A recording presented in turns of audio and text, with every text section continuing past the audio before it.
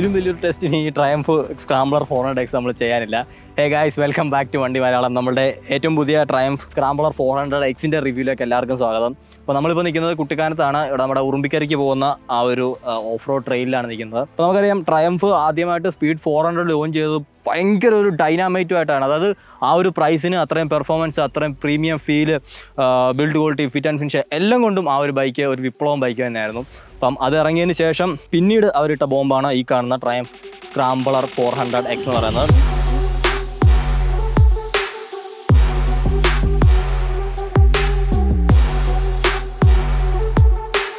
നമ്മുടെ bigger triumph scrambler മോഡൽസിനെ ഒക്കെ തന്നെ റിസംബിൾ ചെയ്യുന്ന രീതിക്കാണ് ഇതിൻ്റെ ഡിസൈൻ ട്രയംഫ് കൊടുത്തിരിക്കുന്നത്. ഈവൻ നിങ്ങൾക്ക് ആ ടാങ്ക് ഡിസൈൻ നോക്കിയാൽ അറിയാം, അതിലെ ഗ്രാഫിക്സ് നോക്കിയാൽ തന്നെ അറിയാം. ദ ബിഗർ 1200 അതിൻ്റെയൊക്കെ ആ ഒരു ഡിസൈൻ റിസംബിൾ ചെയ്യുന്ന പോലെയാണ്. അതുകൊണ്ട് തന്നെ ഒരു ഡൈ ഹാർഡ് ട്രയംഫ് ഫാൻ അല്ലെങ്കിൽ തന്നെ ട്രയംഫ് ഫാൻ അല്ലെങ്കിൽ കൂടി തന്നെ ഈ ഒരു ബൈക്കിൻ്റെ അല്ലെങ്കിൽ ഈ ഒരു ഡിസൈൻ്റെ ഫാനാക്കി കളയുന്ന രീതിക്കുള്ള ഒരു ഡിസൈൻ എലമെൻറ്റ്സ് ആണ് ഈ ഒരു ബൈക്കിൽ കൊടുത്തിരിക്കുന്നത്. അതുപോലെ തന്നെ ഒരു സ്ക്രാംബ്ലർ മോട്ടോർ സൈക്കിൾ എന്ന് പറയുന്നത് നമുക്ക് ഒരു 50-50 എന്ന് വേണമെങ്കിൽ പറയാം, അല്ലാന്നുണ്ടെങ്കിൽ ഒരു 60-40 എന്ന് വേണമെങ്കിൽ പറയാം. 60% റോഡ് യൂസ് അല്ലെങ്കിൽ ഒരു 40% ഓഫ് റോഡ് യൂസ്, അല്ലെങ്കിൽ 70% റോഡ് യൂസ്, അല്ലെങ്കിൽ 30% ഓഫ് റോഡ് യൂസ് എന്നുള്ളതിനാണ് ബിൽഡ് ചെയ്തിരിക്കുന്നത്. അതായത് ആവശ്യമില്ലാത്ത കാര്യങ്ങളൊന്നും തന്നെ നമുക്കൊരു സ്ക്രാംബ്ലർ മോഡൽ കാണാൻ സാധിക്കില്ല. മാക്സിമം വെയിറ്റ് റിഡക്ഷന് വേണ്ടിയിട്ട് മാക്സിമം വാഹനത്തെ അജയിലാക്കാൻ വേണ്ടിയിട്ടുള്ള രീതിക്കാണ് സ്ക്രാംബ്ലേഴ്സിൻ്റെ ഡിസൈൻ വരുന്നത്. അതേ ഒരു ഡിസൈൻ ലാംഗ്വേജ് തന്നെയാണ് ഇതിൽ വന്നിരിക്കുന്നത്. എടുത്തു പറയേണ്ട ഒരു കാര്യം എന്ന് പറയുന്നത് വാഹനത്തിൻ്റെ ബിൽഡ് ക്വാളിറ്റിയും ഫിറ്റ് ആൻഡ് ഫിനിഷുമാണ്. ട്രയംഫ് പോലെയുള്ളൊരു പ്രീമിയം ബ്രാൻഡിൽ നിന്ന് നമ്മൾ അവരുടെ ഒരു ബിഗ് ബൈക്ക് എങ്ങനെ പ്രതീക്ഷിക്കുന്നോ അതേ ലെവൽ ഓഫ് പ്രീമിയം ബിൽഡിലാണ് നമുക്ക് ഈ ഒരു 400X വന്നിരിക്കുന്നത്. ബജാജ് ബിൽഡ് ചെയ്തുകൊണ്ട് അതിൽ നിന്ന് അതിൻ്റെ ഒരു എന്താ പറയുക അഫോർഡബിലിറ്റി അല്ലെങ്കിൽ ഒരു പാർട്സിൻ്റെ ക്വാളിറ്റിയിലൊന്നും അങ്ങനെ ഒരു ചീപ്പ് ഫീൽ നമുക്ക് ഫീൽ ചെയ്യുന്നില്ല. എങ്ങനെയാണ് ഒരു ട്രയംഫ് മോട്ടോർ സൈക്കിൾ ഉണ്ടാക്കേണ്ടത് അതേ രീതിയിൽ തന്നെയാണ് ബജാജ് ഈ ഒരു 400Xനെ നിർമ്മിച്ചിരിക്കുന്നത്. അത് നിങ്ങൾക്കിപ്പം ഈ ഒരു വീഡിയോ തന്നെ മനസ്സിലാവും. കാരണം എന്നെ കണ്ടാൽ തന്നെ അറിയാം, ഞങ്ങളിപ്പോൾ ഈ ഒരു ഓഫ് റോഡ് ട്രെയിൽ വാഹനം ക്രാഷായി. സോ ക്രാഷായിട്ടും ഞാൻ എടുത്തു പറയുകയാണ്, ഇതിൽ വന്നിരിക്കുന്ന ഈ ഒരു ക്രാഷ് ഗാർഡ് കണ്ടാൽ വളരെ ചെറുതായിട്ട് നമുക്ക് തോന്നും. നമ്മൾ വിചാരിക്കും ഒരു ആഫ്റ്റർ മാർക്കറ്റ് വാങ്ങിച്ച് വെക്കേണ്ടി വരുന്നത്. പക്ഷേ എനിക്ക് തോന്നുന്നില്ല അതിൻ്റെ ആവശ്യമുണ്ടെന്ന്. കാരണം ഇത് വളരെ കോമ്പാക്റ്റ് ആണ്. പക്ഷേ അതിൻ്റെ പർപ്പസ് ഇത് 200% നിർവഹിക്കുന്നുണ്ട്. കാരണം ഇപ്പം നല്ല രീതിക്കാണ് ഞാനൊരു ക്രാഷ് ഉണ്ടായിരിക്കുന്നത്. അത് നിങ്ങൾക്ക് വീഡിയോ കാണാൻ സാധിക്കും. എന്നിട്ട് കൂടിയും ടാങ്കിനോ ബോഡി പാനൽസിനോ അല്ലെങ്കിൽ നമ്മുടെ എൻജിൻ പോർഷനോ ഒരു വിധത്തിലുള്ള ഡാമേജും വന്നിട്ടില്ല. നമ്മൾ നോർമൽ ഒരു റോഡിലല്ല വീണത്, ഇതുപോലെയുള്ള ഒരു അൺഈവൻ സർഫസിലാണ്. എന്നിട്ട് കൂടിയും വാഹനത്തിന് യാതൊരു വിധത്തിലുള്ള ഡാമേജും പറ്റിയിട്ടില്ല. ആകെപ്പാട് സംഭവിച്ചതെന്ന് പറയുന്നത് ഈ കാണുന്ന പ്ലാസ്റ്റിക് നക്കിൾ ഗാർഡ്സ് ഒടിഞ്ഞു പോയി എന്നുള്ളതാണ്. ഇത് സേഫ്റ്റി പർപ്പസിനല്ല. അതായത് നമ്മളൊരു ബുഷിൻ്റെ ഇടയ്ക്ക് കൂടെ ഒക്കെ ഓടിക്കുമ്പോഴത്തേക്ക് നമ്മുടെ ബ്രേക്ക് ലിവേഴ്സ് അല്ലെങ്കിൽ ക്ലച്ച് ലിവേഴ്സിലേക്ക് ബുഷ് തട്ടാതിരിക്കാൻ വേണ്ടിയിട്ടുള്ള ഒരു എക്യുപ്മെൻറ്റ്സ് മാത്രമാണിത്. സോ ഇത് പ്ലാസ്റ്റിക്കിലാണ് വരുന്നത്. അത് ബ്രോക്ക് ഓഫായി, ടോട്ടലി നോർമൽ. അതല്ലാണ്ട് വാഹനത്തിന് ഈ പറയുന്ന പോലെയുള്ള വലിയ കേടുപാടുകളൊന്നും തന്നെ ഉണ്ടായിട്ടില്ല. സോ അതുകൊണ്ട് തന്നെ ഞാൻ നിങ്ങൾക്ക് ഗ്യാരണ്ടി തരാം, it's a really well build bike. കാർ പുറയുന്നു പോയിരിക്കും. ഇതിൽ വന്നിരിക്കുന്ന ഒരു brand new single cylinder liquid cooled DOSC 4 valve എഞ്ചിനാണ്. 398.15 cc എഞ്ചിനാണ്. മാക്സിമം ഒരു 45 bhp പവറും 37 Nm ടോർക്കും ഇത് പ്രൊഡ്യൂസ് ചെയ്യുന്നുണ്ട്. 8000 RPM 6000 RPM power and torque delivery എന്ന് പറയുന്നത്. വളരെ നല്ല റിഫൈൻഡ് ആയിട്ടുള്ള ഒരു പഞ്ച് എഞ്ചിൻ തന്നെ വേണം പറയാനായിട്ട്. അതായത് ഒരു 2000 PM അല്ലെ 2500 3000 RPM മേലെ ഭയങ്കര സ്ട്രോങ് ആയിട്ടുള്ള ഒരു ടോർക്ക് ഡെലിവറി. അത് വളരെ സ്മൂത്ത് ആയിട്ടാണ് വണ്ടി തരുന്നത്. തീർച്ചയായിട്ടും ഒരു ബിഗ് സിംഗിൾ സിലിണ്ടറിൻ്റെ റംബിൾനെസ് അല്ലെങ്കിൽ ആ ഒരു വൈബ്രേഷനും കാര്യങ്ങളൊക്കെ നമുക്ക് ഫുഡ് പെക്കിലും അതുപോലെ തന്നെ ഹാൻഡ് ബാഗിലും ഒക്കെ ചില സമയങ്ങളിൽ ഫീൽ ചെയ്യും. പക്ഷേ ഒരു ഓവറോൾ റൈഡ് ക്വാളിറ്റി നോക്കുകയാണെന്നുണ്ടെങ്കിൽ ഇത് വളരെ സ്മൂത്ത് ആയിട്ടുള്ള ഒരു എഞ്ചിനാണ്. അതേപോലെ തന്നെ എടുത്ത് പറയേണ്ടതാണ് ആ ഒരു 6 സ്പീഡ് ഗിയർ ബോക്സ് എന്ന് പറയുന്നത്. വളരെ ഷോർട്ട് ഷിഫ്റ്റിംഗ് ആയിട്ടുള്ളൊരു ഗിയർ ബോക്സ് ആണ്. അതായത് നമ്മൾ ഒത്തിരി ലോങ് ചെയ്ത് ലോങ് ത്രോട്ടിൽ കൊടുത്ത് അതിനേക്കാളും പെട്ടെന്ന് മാറുകയാണെന്നുണ്ടെങ്കിൽ ഭയങ്കര ഫൺ ടു റൈഡ് ആണ് ബൈക്ക്. അതുപോലെ തന്നെ 0 to 90 kmph ഒക്കെ നിങ്ങൾ ടക്കേന്ന് എത്തും. ആ രീതിക്കാണ് പവർ ഡെലിവറി. അതേപോലെ തന്നെ നിങ്ങൾ 4th ഗിയറിൽ ഒരു 40 km/h വളരെ സ്മൂത്തായിട്ട് നമുക്ക് കമ്മ്യൂട്ട് ചെയ്ത് പോകാൻ സാധിക്കുമെങ്കിൽ അവിടുന്ന് തന്നെ ഒരു ഫുൾ വൈഡ് ഓപ്പൺ റോഡിൽ കൊടുത്തു കഴിഞ്ഞാൽ 150+ നിങ്ങളെ പുഷ് ചെയ്യാനും ഈ ഒരു എഞ്ചിന് സാധിക്കും. അത് ഒരു വലിയ പ്ലസ് പോയിന്റ് ആയിട്ട് എനിക്ക് തോന്നി. കാരണം വളരെ ട്രാക്റ്റബിൾ ആയിട്ടുള്ളൊരു എഞ്ചിനാണ്. അതുപോലെ തന്നെ ഒരു വളരെ ക്രിസ്പ് ആയിട്ടുള്ള ഒരു ഗിയർ ബോക്സ് ഇതിൽ കൊടുത്തിട്ടുണ്ട് with slip and assist clutch feel എനിക്ക് ഒരുപാട് അങ്ങ് സോഫ്റ്റ് ആയിട്ട് തോന്നിയില്ല. എന്നാലും മോഡറേറ്റ്ലി മറ്റ് കമ്പാരിസൺ നോക്കുമ്പോൾ സമയത്ത് കുറേ കൂടെ സോഫ്റ്റ് ആണ്. പോതില്ലേ? അതുപോലെ നമ്മൾ ഡൗൺ ഷിഫ്റ്റ് ചെയ്യുന്ന സമയത്താണെങ്കിൽ തന്നെയും ആ ഒരു സ്ലിപ്പർ ക്ലച്ചിൻ്റെ ആക്ഷൻസ് വളരെ അടിപൊളിയാണ്. കാരണം നല്ല രീതിക്ക് ഇത് ബാക്ക് ടോർക്ക് ജനറേറ്റ് ചെയ്യുന്ന ഒരു എഞ്ചിനാണ്. അതുകൊണ്ട് തന്നെ നമുക്ക് പെട്ടെന്നൊന്നും തന്നെ ആ ഒരു റിയർ വീല് ഹോപ്പ് ആവില്ല. അതുപോലെ ആ ഒരു ഗിയർ ട്രാൻസിഷൻസ് ഒക്കെ തന്നെ വളരെ സ്മൂത്ത് ആക്കി വിടാനും ആ ഒരു സ്ലിപ്പർ ക്ലച്ച് ഫീച്ചർ നമ്മളെ സഹായിക്കുന്നുണ്ട്. ഇനി മൈലേജ് നോക്കുകയാണെന്നുണ്ടെങ്കിൽ ഏകദേശം 25 തൊട്ട് 35 km/l വരെയാണ് ഇതിന് മൈലേജ് കിട്ടാൻ പോകുന്നത്. ഓൺ ഹൈവേസ് നിങ്ങൾക്ക് ഒരു 30-35 ഇടയ്ക്ക് ഇതിന് മൈലേജ് പ്രതീക്ഷിക്കാം. സിറ്റീസിലൊക്കെ തന്നെ നിങ്ങൾ 25 തൊട്ട് ഒരു 28 ഒക്കെ നോക്കിയാൽ മതി. അത്യാവശ്യം അഗ്രസീവായിട്ടാണ് നമ്മൾ ഓടിക്കുന്നുണ്ടെങ്കിൽ 22 എന്നൊക്കെ മീറ്ററിൽ കാണിക്കും. ബട്ട് ഒരു ലോങ് റണ്ണിൽ നോക്കിക്കഴിഞ്ഞാൽ അത്യാവശ്യം ഫ്യൂൽ എഫിഷ്യൻസിയും പെർഫോമൻസും ഒക്കെ തരാൻ സാധിക്കുന്ന ഒരു എഞ്ചിനാണ്. ഹീറ്റിംഗ് ആണ് മറ്റൊരു കാര്യം എടുത്ത് പറയേണ്ടത്. വളരെ നന്നായിട്ട് തന്നെ ഇതിൽ ട്രയംഫ് ബജാജ് ഹീറ്റ് മാനേജ്മെൻറ്റ് നടത്തിയിട്ടുണ്ട്. അതായത് ഇപ്പോൾ നിങ്ങൾ ഹാർഡ് കോർ ട്രെയിൽസ് എടുക്കുന്ന സമയത്താണെങ്കിലും അല്ലെങ്കിൽ ട്രാഫിക്കിൽ ഓടിക്കുന്ന സമയത്താണെങ്കിലും വാഹനം ഒരുപാട് ഓവർ ഹീറ്റായിട്ട് നമുക്ക് വണ്ടിയിൽ ഇരിക്കാൻ പറ്റാത്തൊരവസ്ഥ സൃഷ്ടിക്കുന്നില്ല.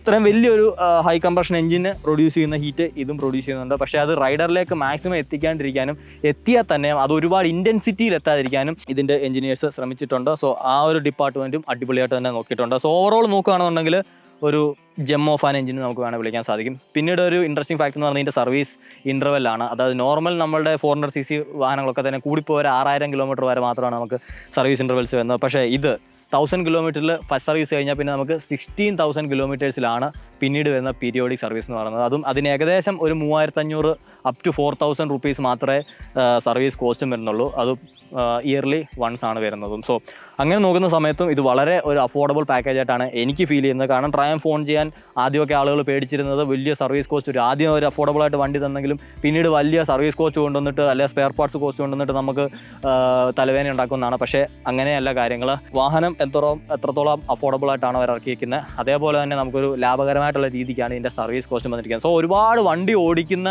ഒരാളാണ് നിങ്ങൾ എന്നുണ്ടെങ്കിൽ നിങ്ങൾക്ക് ഇത് ഭയങ്കര ലാഭം തന്നെയാണ്. കാരണം നിങ്ങൾക്ക് ഒന്ന് ഇടയ്ക്കിടയ്ക്ക് കൊണ്ടുപോയി സർവീസ് ചെയ്യേണ്ട ആവശ്യം വരുന്നില്ല. 60,000 ചെയ്താൽ പിന്നെ ആ സൈക്കിൾ റിപ്പീറ്റ് അടിച്ച് വന്നുകൊണ്ടിരിക്കും. സോ ആ കാര്യം എനിക്ക് വേണ്ടി ഒരുപാട് ഇഷ്ടപ്പെട്ടു. പിന്നുള്ളതാണ് എക്സോസ്റ്റ് നോട്ട്. നമ്മുടെ സ്പീഡ് 400 വെച്ച് കമ്പയർ ചെയ്യുന്ന സമയത്തേക്ക് ഇതിന് വന്നിരിക്കുന്ന ഒരു ഡ്യുവൽ ബാരൽ എക്സോസ്റ്റ് ആണ്, അപ്സെപ്റ്റ് എക്സോസ്റ്റ് ആണ്. അതുകൊണ്ട് തന്നെ ഡിസൈനിൽ മാത്രമല്ല ഇതിൻ്റെ സൗണ്ടിലും ചെറിയൊരു വ്യത്യാസം വന്നിട്ടുണ്ട്. എനിക്ക് കുറച്ചും കൂടെ ഇഷ്ടപ്പെട്ട ഇതാണ്. കാരണം ആ ഒരു സ്ക്രാംബറിഷ് സൗണ്ട് ഇതിന് കിട്ടുന്നുണ്ട്. എഞ്ചിൻ്റെ നോയ്സ് നമുക്ക് കയറി വരും, പക്ഷേ കൂട്ടത്തിൽ തന്നെ ആക്സിലറേറ്റിംഗ് ടൈമിൽ ആ ഒരു എക്സോസ്റ്റ് നോട്ടും ഇടയ്ക്ക് നമുക്ക് ആസ്വദിക്കാൻ സാധിക്കുന്നതാണ്. കേൾപ്പിച്ചു തരാം, എടുക്കില്ലയോ?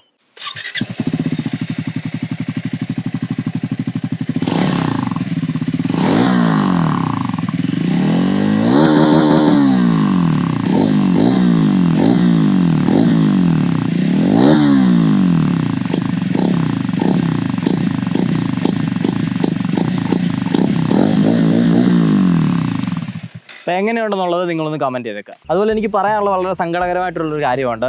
നമ്മുടെ ചാനൽ നിങ്ങൾ റിപ്പീറ്റഡ് ആയിട്ട് വാച്ച് ചെയ്യുന്ന ഒരുപാട് പേരുണ്ട്, പക്ഷേ അവരൊന്നും തന്നെ ഇതുവരെ സബ്സ്ക്രൈബ് ചെയ്തിട്ടില്ല എന്നുള്ളതാണ് ഒരു വലിയ സത്യം. അതായത് നമ്മുടെ ചാനൽ കാണുന്നതിൽ 80% ആൾക്കാരും നമ്മുടെ ചാനൽ സബ്സ്ക്രൈബ് ചെയ്താണ് വീഡിയോ കണ്ടുകൊണ്ടിരിക്കുന്നത്. അപ്പോൾ നിങ്ങളോട് എല്ലാവർക്കും എനിക്ക് ഒറ്റ റിക്വസ്റ്റേ ഉള്ളൂ ഗൈസ്, നിങ്ങൾക്ക് വീഡിയോ ഇഷ്ടപ്പെടുകയാണെന്നുണ്ടെങ്കിൽ തീർച്ചയായിട്ടും ഒന്ന് സബ്സ്ക്രൈബ് ചെയ്യുക. അതിലൂടെ മാത്രമേ നമുക്കൊരു ഗ്രോത്ത് ഉണ്ടാവുള്ളൂ. അതിലൂടെ മാത്രമേ നിങ്ങൾക്ക് ബെറ്റർ കണ്ടൻറ്റ്സ് നമുക്ക് ഡെലിവർ ചെയ്യാനും സാധിക്കുള്ളൂ. സോ സബ്സ്ക്രൈബ് ചെയ്തിരുന്ന് കാണുന്ന ഒരാളാണ് നിങ്ങളെന്നുണ്ടെങ്കിൽ തീർച്ചയായിട്ടും ഇപ്പോൾ തന്നെ നമ്മുടെ ചാനൽ ഒന്ന് സബ്സ്ക്രൈബ് ചെയ്യുക. അതുപോലെ ഇനി വണ്ടി നമുക്ക് റിവ്യൂനായിട്ട് തന്നിരിക്കുന്നത് നമ്മുടെ ട്രയംഫ് കോട്ടയമാണ്. സോ നിങ്ങൾക്ക് സ്പീഡ് 400 സ്ക്രാമ്പിൾ 400 എക്സോ ഓടിച്ചു നോക്കാൻ ആഗ്രഹമുണ്ട്, അതിനെപ്പറ്റി അറിയാനും കൂടുതൽ ആഗ്രഹമുണ്ട്, ബുക്ക് ചെയ്യണം, വാങ്ങണം എന്നൊക്കെ ഉണ്ടെന്നുണ്ടെങ്കിൽ അവരെ തീർച്ചയായിട്ടും കോൺടാക്ട് ചെയ്യുക. കോൺടാക്ട് ഡീറ്റെയിൽസ് ഒക്കെ തന്നെ നമ്മൾ ഡിസ്ക്രിപ്ഷൻ കൊടുക്കുന്നുണ്ട്.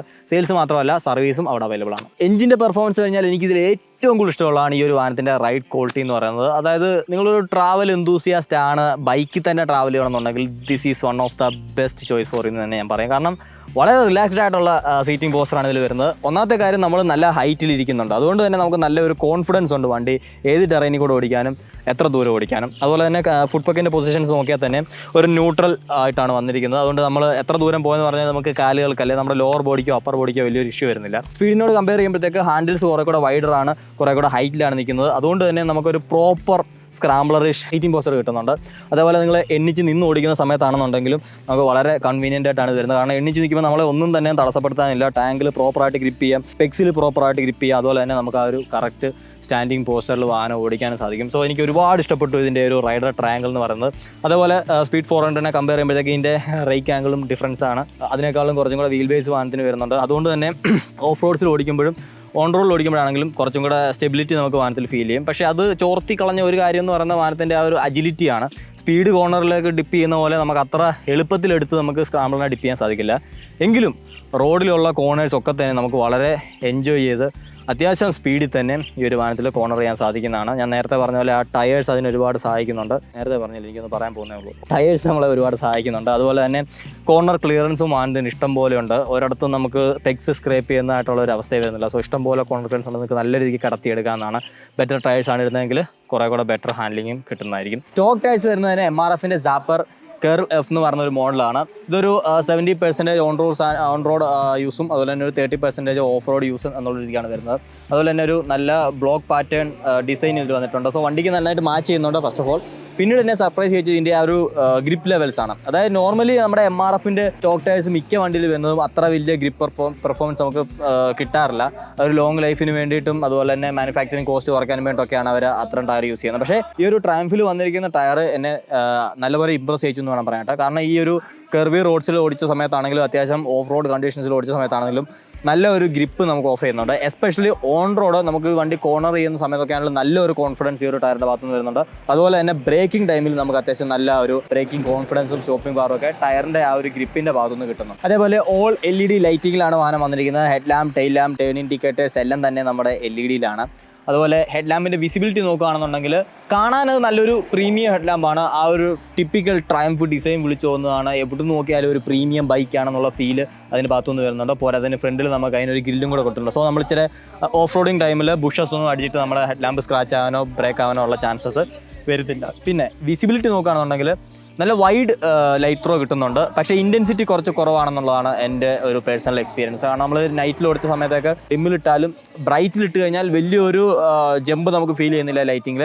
കുറച്ചുകൂടെ ആ ഒരു സ്ട്രെയിറ്റ് പോയിൻറ്റിങ് കൂടി എന്നുള്ളത് മാത്രമേ ഉള്ളൂ. ഇൻറ്റൻസിറ്റിയിൽ വലിയൊരു ബൂസ്റ്റ് നമുക്കത് ഫീൽ ചെയ്യുന്നില്ല. സോ നമുക്ക് അറിയാവുന്ന റോഡുകളിലാണ് അല്ലെന്നുണ്ടെങ്കിൽ തീരെ വെട്ടമില്ലാത്ത റോഡുകളാണെന്നുണ്ടെങ്കിൽ അത് ഓക്കെ ആയിട്ട് തോന്നും. പക്ഷേ അരണ്ട വെളിച്ചമൊക്കെ നിൽക്കുന്ന സമയത്താണ് നമുക്ക് പെട്ടെന്ന് ആരെങ്കിലും മുന്നിൽ നിൽക്കുകയോ അല്ലെങ്കിൽ പട്ടിയാടുകയൊക്കെ ചെയ്ത് കഴിഞ്ഞാൽ അത് കാണാൻ കുറച്ച് ബുദ്ധിമുട്ടായിരിക്കും എന്നാണ് എനിക്ക് തോന്നുന്നത്. കാരണം അങ്ങനെയുള്ള സന്ദർഭങ്ങളിൽ എനിക്ക് ആ ഒരു ഹെഡ് ലാമ്പിൽ നിന്നുള്ള കോൺഫിഡൻസ് കുറച്ച് കുറവായിരുന്നു. പക്ഷേ ഓക്സിലറി ലാംപ്സ് വെച്ച് കഴിഞ്ഞാൽ ആ ഒരു ഇഷ്യൂ മാറി കിട്ടുന്നതായിരിക്കും. ബട്ട് സ്റ്റോക്ക് വരുന്ന ഹെഡ് ലാംപ്സിൻ്റെ ഒരു പ്രോബ്ലം എനിക്ക് തോന്നിയത് ഈ ഒരു കാര്യമാണ്. പിന്നെ നമ്മുടെ DRLും കാര്യങ്ങളൊക്കെ ആണെങ്കിൽ തന്നെ നല്ല ഒരു ക്ലാസിക് ലുക്കാണ്. അതിനൊന്നും എനിക്ക് കംപ്ലയിൻറ്റ് പറയാനില്ല. ഫിറ്റ് ആൻഡ് ഫിനിഷ് അതിൻ്റെ ആ ഒരു ലുക്ക് കാര്യങ്ങളെല്ലാം അടിപൊളിയായിട്ടാണ് തോന്നിയത്. അതുപോലെ തന്നെ ടേൺ ഇൻഡിക്കേറ്റേഴ്സ് ആണെങ്കിൽ തന്നെ നല്ല പ്രീമിയം ഫീൽ തരുന്ന LED ഇൻഡിക്കേറ്റേഴ്സ് ആണ്. ഇനി ഇതല്ല നിങ്ങൾക്ക് റൗണ്ട് ഷേപ്പിൽ തന്നെ ഉള്ളത് വേണമെന്നുണ്ടെങ്കിൽ ട്രയംഫിൻ്റെ ആക്സസറി ലിസ്റ്റിൽ അതും നിങ്ങൾക്ക് അവൈലബിൾ ആണ്. സോ അതും കൂടെ വെച്ച് കഴിഞ്ഞാൽ ഒരു ടിപ്പിക്കൽ സ്ക്രാമ്പിളർ അല്ലെങ്കിൽ ഒരു റെട്രോ ലുക്ക് വണ്ടിക്ക് കുറച്ചും കൂടെ കിട്ടുന്നതായിരിക്കും. ടെയിൽ ലാമ്പ് അതുപോലെ തന്നെയാണ്. ബാക്കിൽ നോക്കുമ്പോൾ നമുക്ക് ഏതൊരു ഡിസ്റ്റൻസിൽ നോക്കിയാലും ഏതൊരു ലൈറ്റിംഗ് കണ്ടീഷൻ നോക്കിയാലും അടിപൊളി വിസിബിലിറ്റിയാണ്. അതിൻ്റെ ഡിസൈൻ്റെ കാര്യം എനിക്ക് ഇഷ്ടപ്പെട്ടു. നൈസ് ഒരു ഡിസൈനാണ്. ടെയിൽ കുറച്ച് നാരോ ആക്കി നിർത്തുന്ന പോലെയുള്ള ഒരു ടെയിൽ ലാമ്പ് ഡിസൈനാണ്. ആ ഒരു ലൈറ്റിൻ്റെ ക്വാളിറ്റിയും കാര്യങ്ങളൊക്കെ ആണെന്നുണ്ടെങ്കിലും അടിപൊളി തന്നെയാണ്. സസ്പെൻഷൻ്റെ കാര്യം എടുത്തു പറയേണ്ട ഒന്നാണ്. എൻഡ്യൂറൻസിൻ്റെ സസ്പെൻഷനാണ് ഫ്രണ്ടിൽ വന്നിരിക്കുന്നത്. സോ 150 mm ആണ് ട്രാവൽ വരുന്നത്. സ്പീഡുമായിട്ട് കമ്പയർ ചെയ്യുമ്പോൾ കുറച്ച് കൂടുതലാണ്, 10 mm കൂടുതലാണ്. പക്ഷേ വളരെ നല്ല കംഫർട്ടബിൾ ആയിട്ടുള്ള സസ്പെൻഷൻ തന്നെ വേണം പറയാനായിട്ട്. അതായത് റോഡിലുള്ള ഒരുമാതിരിപ്പെട്ട അണ്ടുലേഷൻസ് എല്ലാം തന്നെ സസ്പെൻഷൻ നല്ല രീതിക്ക് സോക്കപ്പ് ചെയ്തെടുക്കുന്നുണ്ട്. ബാക്ക് നമുക്ക് ചില സമയങ്ങളിൽ അത് ചില സ്പീഡുകളിൽ ചില ബമ്പുകളിൽ നമ്മളെ ഒന്ന് എണീപ്പിച്ച് വിടുന്ന പോലുള്ളൊരു ഇത് വരുന്നുണ്ട്. പക്ഷേ നമ്മൾ പ്രോപ്പറായിട്ട് വാഹനത്തിൽ ഗ്രിപ്പ് ചെയ്താണ് ഇരിക്കുന്നുണ്ടെങ്കിൽ അതും വലിയൊരു ഇഷ്യൂ ആയിട്ട് വരുന്നില്ല. സീറ്റ് കംഫർട്ട് എടുത്തു പറയേണ്ട ഒരു കാര്യമാണ്. അതായത് നമ്മൾ ഒരു സോഫ സെറ്റ് ഇരിക്കുന്ന പോലെ കംഫർട്ടബിളായിട്ട് ഈ ഒരു സീറ്റിൽ ഇരിക്കാൻ സാധിക്കും. അത് നല്ല വൈഡ്നെസ് ഉണ്ട്, നല്ല പാഡിങ് ഉണ്ട്. നമുക്ക് നന്നായിട്ട് ഇറങ്ങി ഇരുന്ന് കഴിഞ്ഞാൽ എത്ര സ്ട്രെച്ച് വേണമെങ്കിലും ഇങ്ങനെ ഇരുന്ന് യാത്ര ചെയ്യാൻ സാധിക്കുന്ന രീതിക്കുള്ള സീറ്റാണ് വരുന്നത്. അതേപോലെ തന്നെയാണ് പില്ലൺ സീറ്റും. ഇന്നലെ ഞാൻ പില്ലൺ സീറ്റിൽ ഇരുന്ന് നോക്കി. അത്യാവശ്യം നല്ല സ്പേഷ്യസ് ആയിട്ടുള്ളൊരു പില്ലൺ സീറ്റാണ്. പിന്നെ നല്ല 2 ഗ്രാബ് റെയിൽസ് വന്നിട്ടുണ്ട്. സോ ഇതിൽ നമുക്ക് ബാക്കി ഇരിക്കുന്ന ആൾക്ക് പിടിച്ചിരിക്കാനും പറ്റും. പ്ലസ് നമ്മൾ ലഗേജ് എന്തെങ്കിലും കൊണ്ടുവന്നുണ്ടെങ്കിൽ അത്യാവശ്യം അതും വെച്ച് കെട്ടാൻ പറ്റുന്ന രീതിക്കാണ് ഈ ഒരു ഗ്രാബ് റെയിൽ വന്നിരിക്കുന്നത്. ഞാൻ ആദ്യമേ പറഞ്ഞ പോലെ സ്ക്രാംബ്ലേഴ്സ് എന്ന് പറയുന്നത് നമുക്ക് കൂടുതലും റോഡ് യൂസും കുറച്ച് ഓഫ് റോഡ് യൂസിനും ഉള്ളതാണ്. അത് ഓഫ് റോഡൊന്നും ഞാൻ എടുത്ത് പറയില്ല. നമ്മൾ പോകുന്ന വഴിക്ക് ഒരു ഇതുപോലുള്ള ഒരു പാച്ച് കണ്ടു, നിങ്ങൾക്ക് ആ ഒരു പാച്ച് എക്സ്പ്ലോർ ചെയ്യണമെന്നുണ്ടെങ്കിൽ ഒരു മിനിമൽ രീതിയിൽ അതിലൂടെ നമ്മളെ കൊണ്ടുപോകുന്ന രീതിക്കാണ് സ്ക്രാംബ്ലേഴ്സ് വരുന്നത്. അല്ലാണ്ട് ഒരു ADV ബൈക്ക് കൊണ്ടുപോകുന്ന പോലെ നമുക്ക് എടുത്ത് കുത്തിച്ച് ചാടിച്ച് ഏത് ടെറൈനിൽ കൂടെ എങ്ങനെയൊക്കെ ചാടി കയറുക എന്നുള്ളൊരു കൺസെപ്റ്റേ അല്ല സ്ക്രാംബ്ലേഴ്സിൻ്റെ എന്ന് പറയുന്നത്. വളരെ കാമായിട്ട് നമുക്ക് ഇതിലൂടെ കൊണ്ടുപോകാൻ സാധിക്കും. ഒരു സ്ട്രീറ്റ് ബൈക്ക് കൊണ്ടുപോകുന്നതിനേക്കാളും കംഫർട്ടബിളായിട്ടും കോൺഫിഡൻ്റ് ആയിട്ടും നമുക്ക് ഇത്തരം ട്രെയിൽസിൽ കൂടെ ഒരു സ്ക്രാംബ്ലറിനെ കൊണ്ടുപോകാൻ സാധിക്കും എന്നുള്ളതാണ് സ്ക്രാംബ്ലേഴ്സിൻ്റെ പ്രത്യേകത. സോ ഞാൻ ആദ്യം പറഞ്ഞ പോലെ ട്രാവൽ എന്തൂസിയാസ്റ്റുകൾക്ക് പറ്റിയ ഒരു സാധനമാണ്. അൺഎക്സ്പ്ലോർഡ് സ്ഥലങ്ങൾ നിങ്ങൾക്ക് ഈ ഒരു വാഹനത്തിൽ എക്സ്പ്ലോർ ചെയ്യാനും സാധിക്കുന്നതാണ്. സേഫ്റ്റിയുടെ കാര്യം നിങ്ങൾ പേടിക്കണം. ഞാൻ ആദ്യം പറഞ്ഞാൽ നല്ല ബിൽഡ് ക്വാളിറ്റി ഉണ്ട്. പ്ലസ് നമുക്കിതിൽ ഒരു ബാഷ് പ്ലേറ്റും കൂടെ വരുന്നുണ്ട്. സോ നല്ല ക്വാളിറ്റിയുള്ള സേഫ്റ്റി അല്ലെങ്കിൽ ആ ഒരു പ്രൊട്ടക്ഷൻ കമ്പോണൻസ് ആണ് വാഹനത്തിൽ വന്നിരിക്കുന്നത്. അതുകൊണ്ട് തന്നെ അടി തട്ടിക്കഴിഞ്ഞാൽ നമുക്ക് എന്തെങ്കിലും പറ്റുമോ എന്നുള്ള പേടി വേണ്ട. ഒന്ന് കയ്യിൽ നിന്ന് പോയെന്ന് പറഞ്ഞാലും വാഹനത്തിന് വലിയ ഡാമേജ് വരുമോ എന്നുള്ളൊരു പേടിയും വേണ്ട. അതുപോലെ തന്നെ ഗ്രൗണ്ട് ക്ലിയറൻസിൻ്റെ കാര്യം പറയുകയാണെന്നുണ്ടെങ്കിൽ 195 mm ഗ്രൗണ്ട് ക്ലിയറൻസ് വരുന്നത്. അതൊരു വലിയ ഗ്രൗണ്ട് ക്ലിയറൻസ് ഒന്നും പറയാൻ സാധിക്കില്ല. എന്നാൽ ഇതുപോലുള്ളൊരു ബൈക്കിന് ചെറുതൊന്നും പറയാൻ സാധിക്കില്ല. Correct ample amount of ground clearance എന്ന് വേണം പറയാനായിട്ട്. അതുകൊണ്ട് തന്നെ ഹൈറ്റ് കുറഞ്ഞവർ ഇത് കയറുമ്പം ഒന്ന് ശ്രദ്ധിക്കേണ്ടതാണ്. കാരണം ഒരു 5.6 ഫീറ്റിന് താഴേക്കുള്ളവർ ഇതിൽ കയറി കഴിഞ്ഞാൽ നിങ്ങൾക്ക് നല്ല ഒരു ടോൾ ബൈക്കായിട്ട് തന്നെ ഫീൽ ചെയ്യും. കാരണം 835 mm ആണ് ഇതിൻ്റെ സീറ്റ് ഹൈറ്റ് വരുന്നത്. ഈവൻ 5'8" ഉള്ള ഞാൻ പോലും ചില സന്ദർഭങ്ങളിൽ എനിക്ക് ആ ഒരു ഹൈറ്റിൻ്റെ ഇഷ്യൂ ഫീൽ ചെയ്യാറുണ്ട്. പ്രത്യേകിച്ച് ഇതുപോലുള്ള ടെറൻസ് വെച്ചിട്ട് ഞാൻ വണ്ടിയെ അങ്ങോട്ടോ ഇങ്ങോട്ടോ മൂവ് ചെയ്യുന്ന സമയത്ത്, കുറച്ച് എലിവേഷൻസ് എവിടെയെങ്കിലും ഉള്ള സമയത്തൊക്കെ തന്നെ നമുക്ക് കാല് കുത്തുന്നതിൻ്റെ ആ ഒരു ഇഷ്യൂ ഫേസ് ചെയ്തേക്കാം. ഈവൻ ബിഗിനേഴ്സ് ആണെങ്കിൽ നിങ്ങളത് കുറച്ചും കൂടെ ശ്രദ്ധിക്കേണ്ട കാര്യമുണ്ട്. സോ ടെസ്റ്റ് റൈഡ് ചെയ്യുന്ന സമയത്ത് നിങ്ങളത് പ്രോപ്പറായിട്ടൊന്ന് വാച്ച് ചെയ്തേക്കുക. റോഡിൽ ഇത് വലിയൊരു ഇഷ്യൂ ആയിട്ട് വരുമെന്ന് എനിക്ക് തോന്നുന്നില്ല. കാരണം ഞാൻ നേരത്തെ പറഞ്ഞാൽ എണ്ണിച്ചിരിക്കുമ്പോഴത്തേക്ക് നമ്മൾ ഇരിക്കുന്ന സമയത്ത് ആ ഒരു ഹൈറ്റ് നല്ല ഒരു പോസിറ്റീവ് ഫീഡ്ബാക്ക് തന്നെയാണ് നമുക്ക് വരുന്നത്. അതാണ് ഹൈറ്റ് കുറഞ്ഞ റൈഡേഴ്സിനോട് എനിക്ക് പറയാനുള്ളത്. പിന്നീട് ബ്രേക്കിങ്ങിലേക്ക് പോകുകയാണെന്നുണ്ടെങ്കിൽ നമുക്ക് ഫ്രണ്ടിൽ ബിഗർ ബ്രേക്കാണ് വരുന്നത്. 320 mm ഫ്ലോട്ടിംഗ് ടൈപ്പ് ഡിസ്ക്കാണ് ഫ്രണ്ടിൽ വന്നിരിക്കുന്നത്. ബാക്കിൽ നമുക്ക് ഏകദേശം 240 mm അടുത്ത് സൈസ് വരുന്ന ഡിസ്ക്കും വരുന്നുണ്ട്. ഡ്യുവൽ ചാനൽ ABS അവൈലബിൾ ആണ്. അതുപോലെ തന്നെ റിയർ ABS സ്വിച്ചബിളുമാണ്, നമുക്ക് ഓഫ് ആക്കിയിടാം.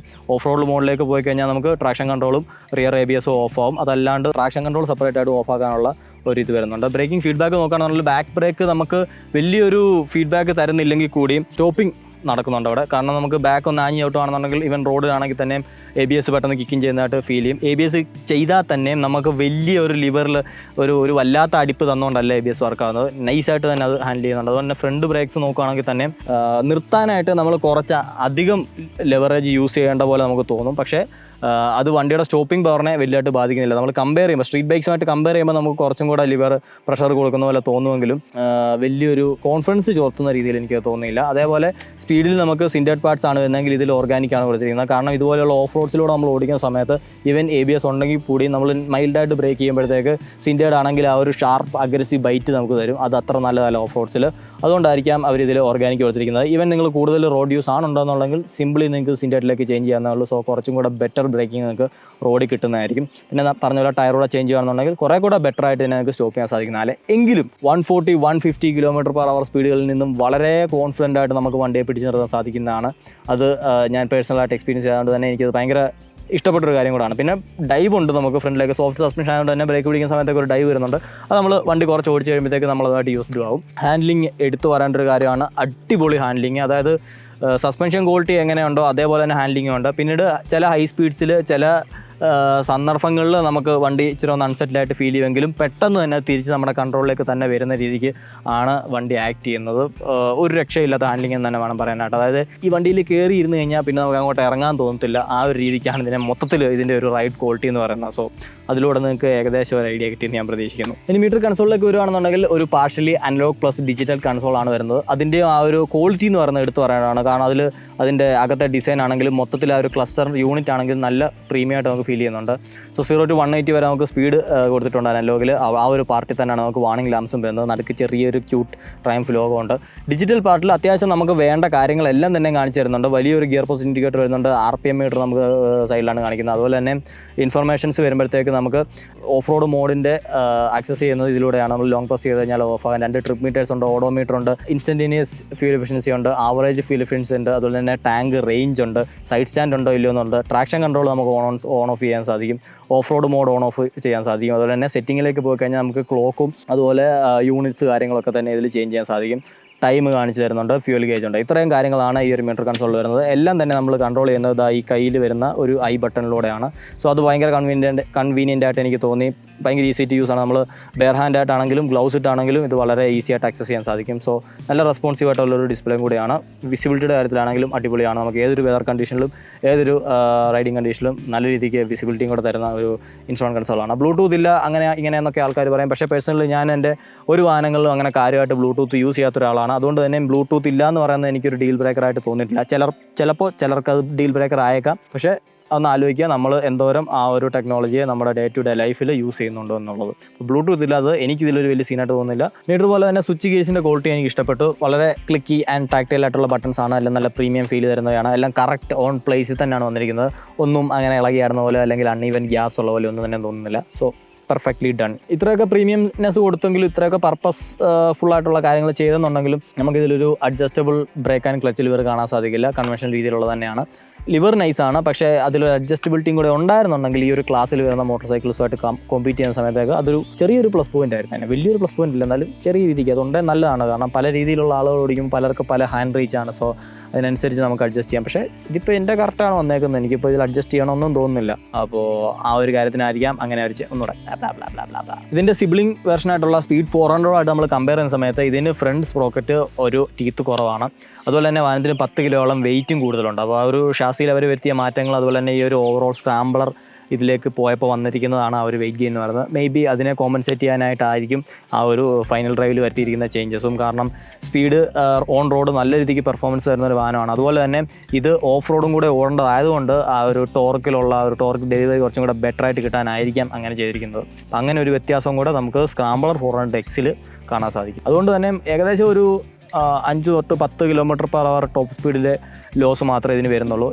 എന്നാലും ഞാൻ പറയുകയാണ് ഗൈസ്, ഇത് ഈസി ആയിട്ട് 160 km കയറുന്ന ഒരു ബൈക്കാണ്. 3,46,000 രൂപ ഓൺ റോഡ് എന്ന് പറഞ്ഞൊരു പ്രൈസ് ടാഗ് കൂടെ കാണുമ്പോൾ നമുക്ക് മനസ്സിലാവും this is one of the nicest bike in the price segment എന്നുള്ളത്. കാരണം ഫസ്റ്റ് ഓഫ് ഓൾ നിങ്ങൾക്ക് ട്രയംഫ് എന്ന് പറയുന്ന അത്രയും വലിയൊരു ബ്രാൻഡിന്റെ ഒരു വാഹനം ഇത്ര അഫോർഡബിൾ ആയിട്ട് കിട്ടുന്നുണ്ട്. പ്ലസ് ആ പൈസ കൊടുക്കുന്നുണ്ട്, ആ ഒരു ബ്രാൻഡ് നമ്മൾ ഓൺ ചെയ്യുന്നുണ്ടെങ്കിൽ അതേ ലെവൽ ഓഫ് ക്വാളിറ്റി ഇത് മെയിൻറ്റെയിൻ ചെയ്യുന്നുണ്ട്. പിന്നീട് ഈ ഒരു പുതിയ എഞ്ചിൻ്റെ അതുപോലെ തന്നെ ഈ ഒരു ഓവറോൾ വണ്ടിയുടെ പെർഫോമൻസ് എന്ന് പറയുന്നത് നമുക്ക് വളരെ എൻജോയബിൾ ആയിട്ട് റോഡിലും അതുപോലെ തന്നെ ചെറിയ ഓഫ് റോഡ് പാച്ചസിലും ഓടിക്കാൻ സാധിക്കുന്നൊരു വാഹനം. അപ്പം ഇത് കൂടുതൽ ആര് നോക്കണം എന്നുള്ളൊരു എൻ്റെ പെർസ്പെക്റ്റീവ് പറയുകയാണെന്നുണ്ടെങ്കിൽ, നിങ്ങൾക്ക് വലിയ ബൈക്കുകളിലേക്ക് പോകാൻ ആഗ്രഹമില്ല, നിങ്ങളൊരു ഇൻ്റർമീഡിയറ്റ് റൈഡറാണ് അല്ലെങ്കിൽ അറ്റ്ലീസ്റ്റ് ഒരു ബിഗിനർ റൈഡറാണ്, നിങ്ങൾക്ക് ഒരു സെറ്റിൽ ഡൗൺ ബൈക്ക് വേണമെന്നുണ്ടെങ്കിൽ തീർച്ചയായിട്ടും നോക്കാൻ പറ്റിയൊരു ബൈക്കാണിത്. കാരണം ഞാൻ ഈ പറഞ്ഞ കാരണങ്ങളൊക്കെ തന്നെ അതിൽ ആപ്ലിക്കബിൾ ആണ്. നിങ്ങൾക്ക് വലിയ ചിലവ് വരുന്നില്ല ഇത് മേയിച്ചുകൊണ്ട് നടക്കാനായിട്ട്. അതുപോലെ തന്നെ ഓടിക്കുമ്പോൾ നിങ്ങൾക്ക് ആ ഒരു വലിയ ബൈക്കുകളുടെ അല്ലെന്നുണ്ടെങ്കിൽ ഒരു നല്ല ബൈക്കാണ് ഓടിക്കുന്നത് എന്നുള്ള ഫീൽ നിങ്ങൾക്ക് കിട്ടുന്നുണ്ട്. അപ്പം അങ്ങനെയൊക്കെയുള്ള കാര്യങ്ങളുണ്ട്. പിന്നെ ബിഗിനേഴ്സിന് സജസ്റ്റ് ചെയ്യുമെന്ന് ചോദിച്ചു കഴിഞ്ഞാൽ ഞാൻ സജസ്റ്റ് ചെയ്യില്ല. കാരണം ഇത് അത്യാവശ്യം നല്ല പവർഫുൾ ആയിട്ടുള്ള ക്വിക്കായിട്ടുള്ളൊരു ബൈക്കാണ്. സോ ഇതിനെ നിങ്ങൾ ഹാൻഡിൽ ചെയ്യണമെന്നുണ്ടെങ്കിൽ അത് അത്യാവശ്യം എക്സ്പീരിയൻസ് ആയിട്ട് മാത്രം ഇതുപോലുള്ളൊരു ബിഗ് കപ്പാസിറ്റി ബൈക്കിലേക്ക് കയറുക. പ്ലസ് ഷോർട്ട് റൈഡേഴ്സും കൂടെ ഒന്ന് ശ്രദ്ധിച്ചിരിക്കുക. സീറ്റ് ഹൈറ്റ് അത്യാവശ്യമുണ്ട്, അതുകൊണ്ട് നിങ്ങൾക്ക് കാലെത്തുക എന്നുള്ള കാര്യങ്ങളും. ലേഡീസും അത് തന്നെയാണ് എനിക്ക് പറയാനുള്ളത്.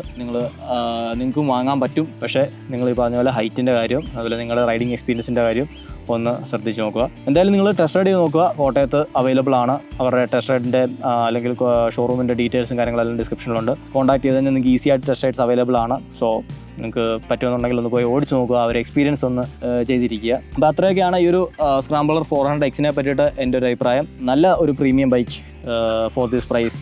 എനിക്ക് വാങ്ങാൻ തോന്നുന്ന ബൈക്കുകളിൽ ഒരെണ്ണം കൂടെ ആഡായി എന്ന് വേണം പറയാൻ. അപ്പോൾ എന്താണ് നിങ്ങളുടെ അഭിപ്രായം എന്നുള്ളത് തീർച്ചയായിട്ടും കമൻറ്റ് ചെയ്യുക. 400X ഓൺ ചെയ്യുന്ന ആരെങ്കിലും ഉണ്ടെങ്കിൽ തീർച്ചയായിട്ടും കമൻറ്റ് ചെയ്യുക എന്താണ് നിങ്ങളുടെ ഓണർഷിപ്പ് എക്സ്പീരിയൻസ് എന്നുള്ളത്. ഞാൻ ഈ പറഞ്ഞതിനോടൊക്കെ നിങ്ങൾ യോജിക്കുന്നുണ്ടോ അല്ലെങ്കിൽ അതിനെതിരാണോ നിങ്ങളുടെ അഭിപ്രായം എന്നുള്ളത് എന്തായാലും പറയുക. അതുപോലെ തന്നെ 400 യൂസ് ചെയ്യുന്ന ആൾക്കാരും നിങ്ങൾ ഓടിച്ചിട്ടുണ്ടെങ്കിൽ എന്താണ് ഈ രണ്ട് വണ്ടികളുമായിട്ട് നിങ്ങൾക്ക് തോന്നിയ ഡിഫറൻസ് അല്ലെന്നുണ്ടെങ്കിൽ അങ്ങനെയുള്ള കാര്യങ്ങളും ഒന്ന് കമൻറ്റ് ചെയ്തേക്കുക. അപ്പോൾ എന്തായാലും അടുത്തൊരു വീഡിയോയിൽ മറ്റൊരു വാഹനമായിട്ട് കാണുന്നത് വരെ ഇറ്റ്സ് മീൻ സൈൻ.